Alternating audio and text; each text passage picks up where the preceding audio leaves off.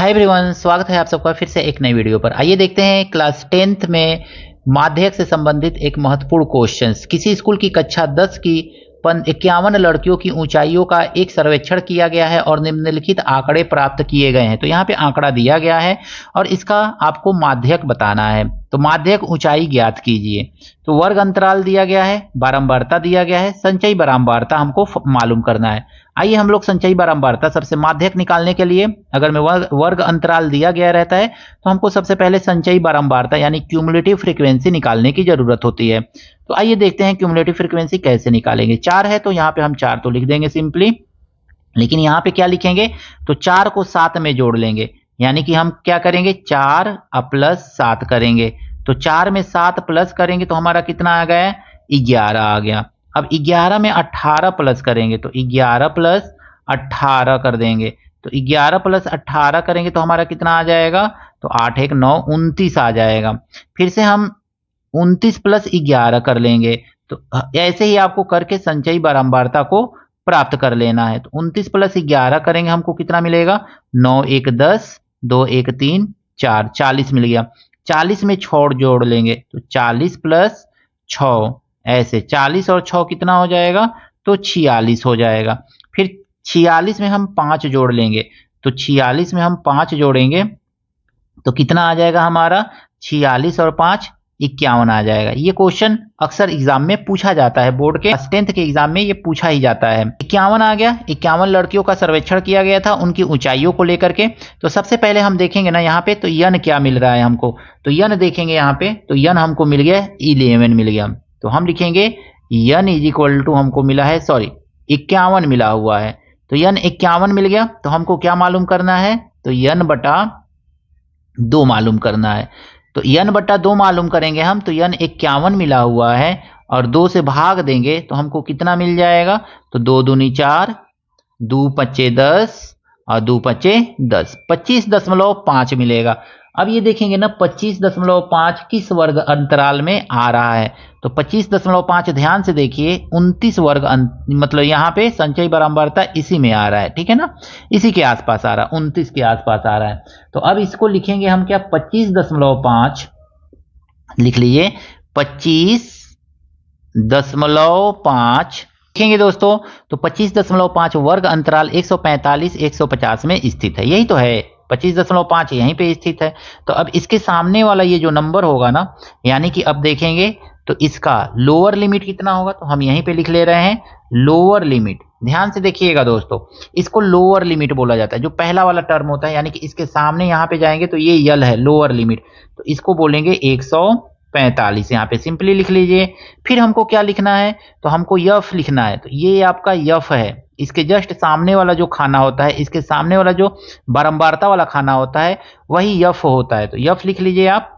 F कितना आपको मिल गया तो यफ मिल गया आपको 18 मिल गया।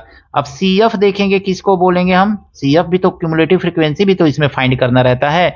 तो ये वाला आपका सी एफ है, ध्यान दीजिएगा ये आपका सी एफ होता है। तो सी एफ हमको कितना मिल गया 11, यानी कि जो हमको ये मिला हुआ है यन का आधा करने पे उसके जस्ट ऊपर वाला हमारा क्या है तो सी एफ है। अब यफ आपका 18 मिल गया, सी एफ 11 मिल गया, यल मिल गया 145 और यन मिल गया आपका 25.5। अब हम फार्मूला लगाएंगे माध्यक का। तो लिखेंगे माध्यक।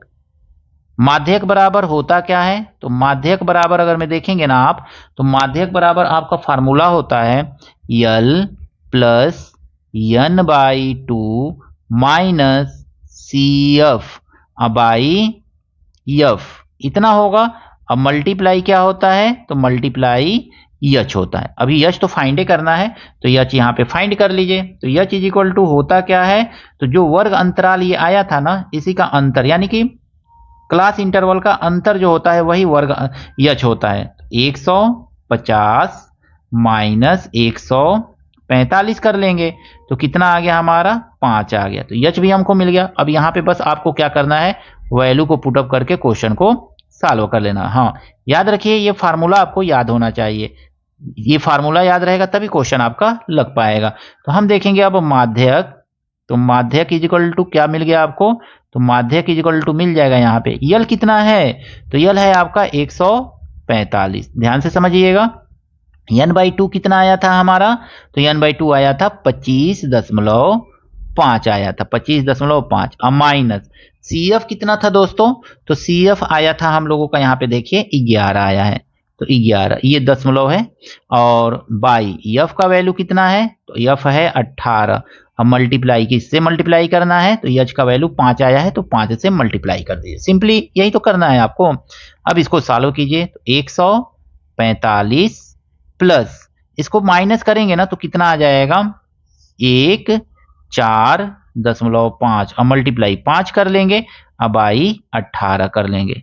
एकदम आसानी से इस क्वेश्चन को हम लोग लगाते जाएंगे इस तरह से। तो 145 प्लस 5 से इसमें मल्टीप्लाई कीजिए, 5 पचे 25, अब 5 चौको 20, 2 22, एक अंक पे 5 7 72.5 आ गया, 18 से भाग दे दीजिए।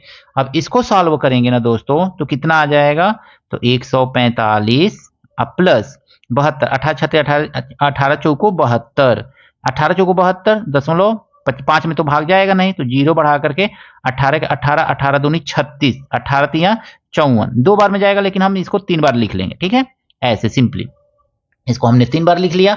अब इसी को आगे लिख लीजिए, आंसर कितना आ गया आपका, तो 145 में 4 जोड़ेंगे, 18 दूनी 36, 18 से 3 भी लिख सकते हैं यहाँ पे, मतलब 3 बार में 2 4.027 आएगा, तो 7 को ही एक मान करके 3 बना लेंगे, तो इसी को लिखेंगे हम 149.03।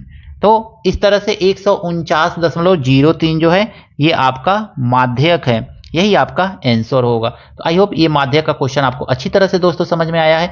कहीं पर भी कोई त्रुटि है तो जरूर अवगत कराइएगा अपने कमेंट के माध्यम से। आपका कमेंट हमारे लिए बहुत ही बहुमूल्य है, एक कमेंट जरूर कीजिएगा दोस्तों इस क्वेश्चन पे।